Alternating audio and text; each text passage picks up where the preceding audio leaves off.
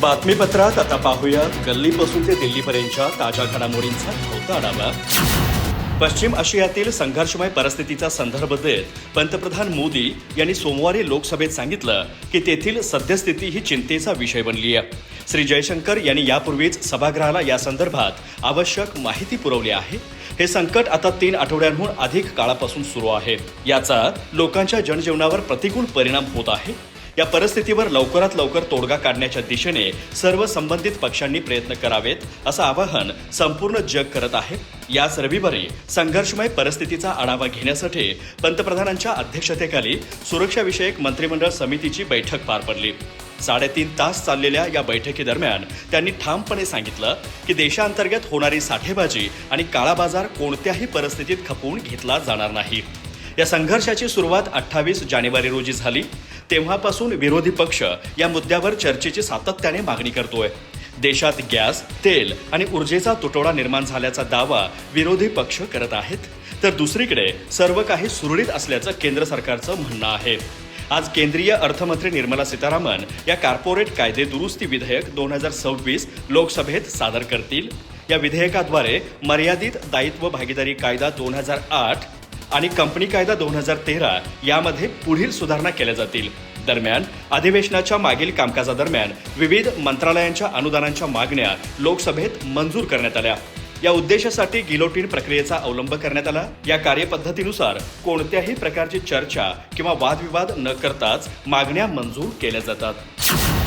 काँग्रेस नेते विजय वडेट्टीवार यांनी आज विधानसभेत भोंदू अशोक खरात प्रकरणात हात असणाऱ्या सर्वच मंत्री व अधिकाऱ्यांचे राजीनामे घेऊन त्यांच्यावर कठोर कारवाई करण्याची मागणी केली। महाराष्ट्रातील भोंदूबाबा अशोक खरातमुळे महिलांचे शोषण झाले, त्यामुळे या प्रकरणातील मंत्री व अधिकाऱ्यांना सहआरोपी करा, त्यांचे राजीनामे घेऊन त्यांच्यावर कारवाई करा, असे ते म्हणालेत। नाशिकच्या भोंदू अशोक खरातच्या कारनाम्यांमुळे अवघ्या महाराष्ट्रात खळबळ माजली आहे। पोलिसांनी खरातला अटक केली आहे, तसेच त्याच्या ट्रस्टवरील सदस्या रुपाली चाकणकर यांनाही राज्य महिला आयोगाच्या अध्यक्षपदाचा राजीनामा द्यावा लागला आहे। पण या प्रकरणात अनेक मोठ्या नेत्यांचा हात असल्यामुळे राजकारण तापले आहे।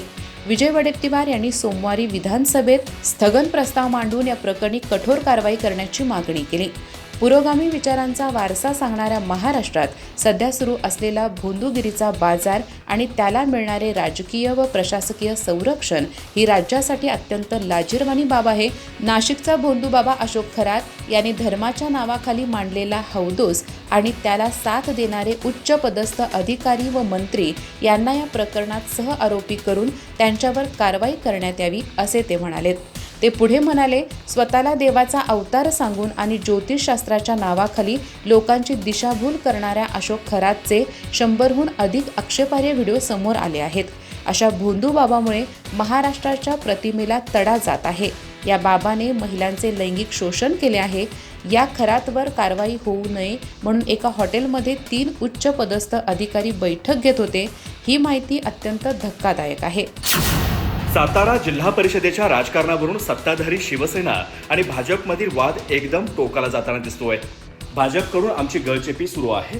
सत्ताधारी शिवसेनेचे आमदार आणि मंत्री यांना दुय्यम वागणूक मिळतीये, ही बाब आम्ही खपवून घेणार नाही, आम्ही राजीनामे देऊ, अशी सडेतोड भूमिका सत्ताधारी शिवसेनेचे मंत्री आणि आमदार यांनी शिवसेनेचे सर्वेसर्वा आणि उपमुख्यमंत्री एकनाथ शिंदे यांच्यासमोर मांडली। सातारा जिल्हा परिषद निवडणुकीत मंत्री शंभूराजे देसाई यांना धक्काबुक्की झाली। त्याचे पडसाद आज सकाळपासूनच उमटत आहेत। राज्याच्या सत्तेत असणारे शिवसेना आणि भाजप हे मित्रपक्ष या निमित्ताने आमने सामने आलेत। हा संघर्ष काय वळण घेतो हे पाहावं लागेल। सातारा जिल्हा परिषद निवडणूक राड्याचे पडसाद आज विधिमंडळात जोरदार उमटले। सत्ताधारी शिवसेनेच्या आमदारांनी विधिमंडळासमोर निदर्शनं केली। त्यानंतर विधानसभेत उपमुख्यमंत्री एकनाथ शिंदे आक्रमक झाले। सातारा जिल्हा परिषदेतील मतदानापासून वंचित ठेवण्याचा प्रकार हा लोकशाहीचा खून आहे, असा घणाघात त्यांनी केला। त्यानंतर मुख्यमंत्री देवेंद्र फडणवीस यांनी या प्रकरणाची चौकशी करू, दोषींवर कारवाई करू, असं आश्वासन दिलं। दुसरीकडे उपमुख्यमंत्री एकनाथ शिंदे यांनी आपल्या दालनात शिवसेनेच्या विधिमंडळ शिवसेना पक्षाची बैठक घेतली। या बैठकीतही मंत्री आणि आमदार आक्रमक झाले। शिवसेना आमदारांनी एकनाथ शिंदे यांच्यासमोर आपली कैफियत मांडल्याचं समजतं। सत्ताधारी आणि मित्रपक्ष भाजपकडून आपली गळचेपी सुरू असून शिवसेनेचे मंत्री आणि आमदारांना दुय्यम वागणूक मिळते हे सतत सुरू आहे. यावर आपण उघडपणे बोला, अन्यथा आम्ही राजीनामे देऊ अशी आक्रमक भूमिका त्यांनी घेतली आहे. एकनाथ शिंदे यांनी त्यांचं म्हणणं ऐकून घेतलं. या प्रकरणावरून आज तरी शिवसेनेने आक्रमक भूमिका घेत विधिमंडळात भाजपला खिंडीत गाठला.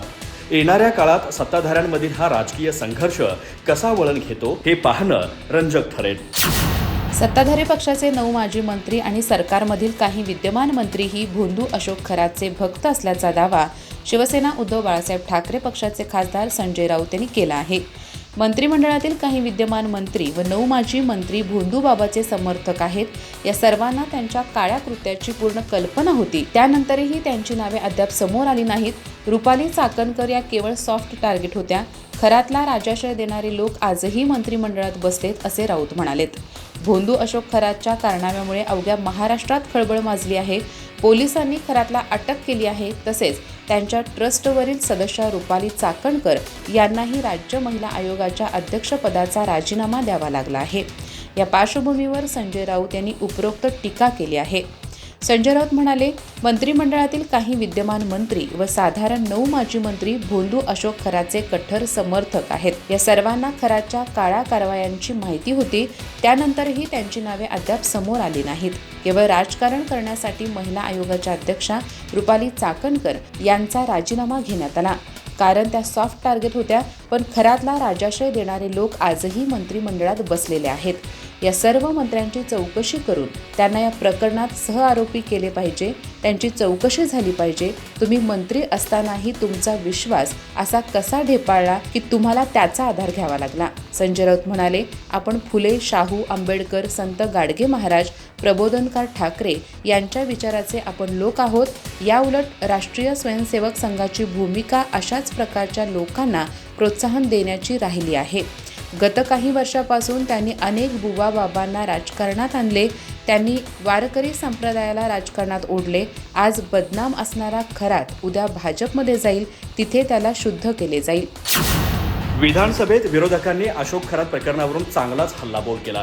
काँग्रेस नेते विजय वडेट्टीवार यांनी आपल्या आक्रमक शैलीत या संदर्भातील घटनेवर गांभीर्याने कारवाई करण्याची मागणी सरकारकडे केली आहे. तर दुसरीकडे नाना पटोले यांनी अशोक खरातांसोबत ज्यांचे फोटो आहेत त्या सर्वांचेच राजीनामे घेतले जावेत अशी मागणी केली आहे. विरोधकांच्या या आक्रमक भूमिकेनंतर मुख्यमंत्री देवेंद्र फडणवीस यांनी यावर सविस्तर भाष्य केलं आहे. देवेंद्र फडणवीस म्हणाले, तथाकथित काय तांत्रिक मांत्रिक बाबा जे काय असतील, भोंदू बाबा अशोक खरात या व्यक्तीच्या संदर्भात टेक काढणं चाललंय. आता जो विषय घडलेला आहे तो अत्यंत गंभीर आहे. या व्यक्तीने आपल्या तथाकथित शक्तींचा दुरुपयोग करून आणि दिशाभूल करून अनेक महिला ज्या आहेत यांच्यासोबत गैरव्यवहार, दुष्कृत्य केल्याचं समोर येत आहे. पुढे बोलताना देवेंद्र फडणवीस म्हणाले, या संदर्भात मी सभागृहाला अवगत करू इच्छितो की या संदर्भातील कारवाई ही आपल्या पोलिसांनी प्रोएक्टिव्हली केलेली आहे. याचा ट्रॅप तयार करून ती केलेली आहे. यामध्ये महिला इन्व्हॉल्ड असल्यामुळे त्यांची फसवणूक झाली होती. पण त्या समोर यायला तयार नव्हत्या. त्यावेळेस त्यांचं योग्य पद्धतीनं त्यांना धीर देऊन आणि अशा पद्धतीने आता काही महिलांनी तक्रार केली आहे. उर्वरित अजून काही महिला या संदर्भात तक्रार करतील. मी केवळ आपल्याला एवढंच सांगतो की या संदर्भात कारवाई जरी झाली तरी देखील याची तयारी आधीपासून सुरू होती. त्यांच्या अटकेच्या अगोदरच म्हणजे साधारण 10 मार्चला दुसऱ्या जिल्ह्यातून आपण एका कंप्लेंटचा उपयोग करून त्यांचा LOC देखील काढून ठेवला होता की त्यांना बाहेर पळता येऊ नये अशी माहिती देवेंद्र फडणवीस यांनी दिली.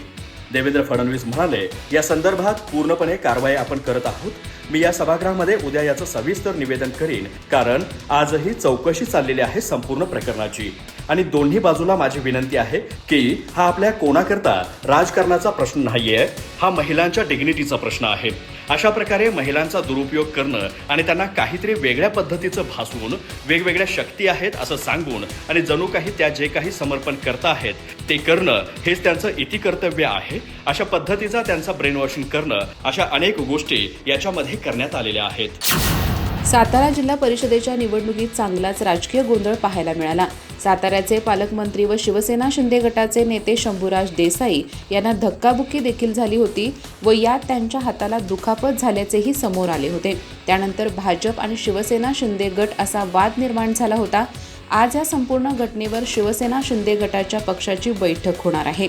यावर शंभूराज देसाई यांनी पत्रकारांशी बोलताना भाष्य केले आहे। लोकांच्या भावना तीव्र आहेत, अधिवेशन झाल्यावर याचे तीव्र पडसाद पाहायला मिळतील असा इशारा देखील देसाई यांनी दिला आहे। शंभूराज देसाई म्हणाले, जवळजवळ आपल्या सर्व माध्यमांचे साताऱ्यात जे प्रतिनिधी होते त्यांनी ते सगळे वृत्तांकन पाहिले आहे।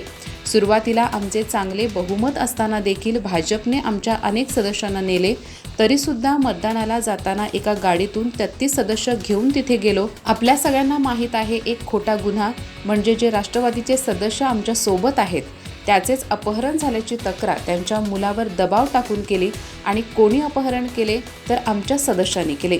ते दोन्ही सदस्य आमच्या सोबत होते।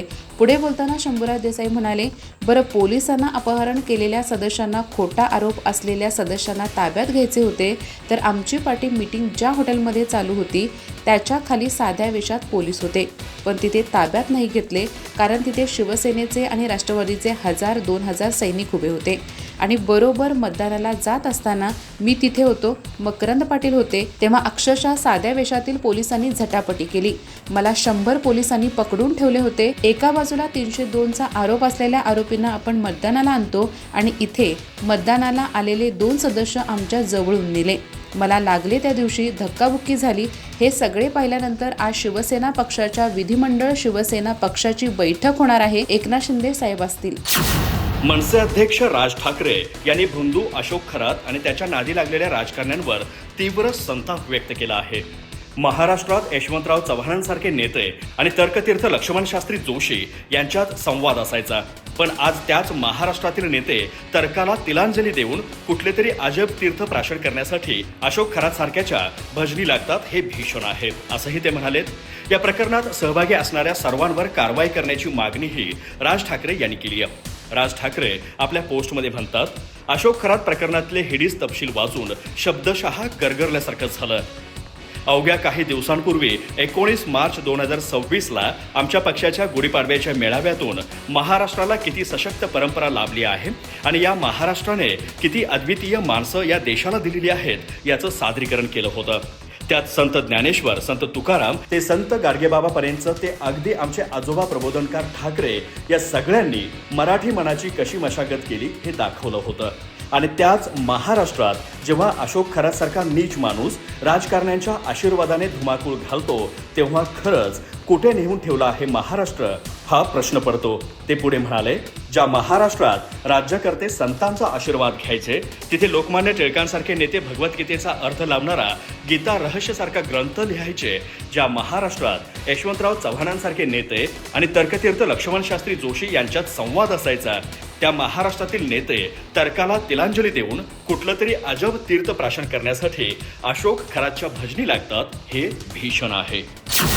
नाशिकचा भोंदूबाबा अशोक खरातने अनेक महिलांवर दैवी शक्ती असल्याचे सांगत उपचाराच्या नावाखाली लैंगिक अत्याचार केल्याचे आरोप करण्यात आले आहेत। या संदर्भात अनेक व्हिडिओ देखील आता समोर आले आहेत। तसेच अशोक खरात स्वतःला दैवी अवतार देखील समजायचा, परंतु त्याचा दैवी अवतार नाशिक पोलिसांनी चांगलाच उतरवल्याचे पाहायला मिळत आहे।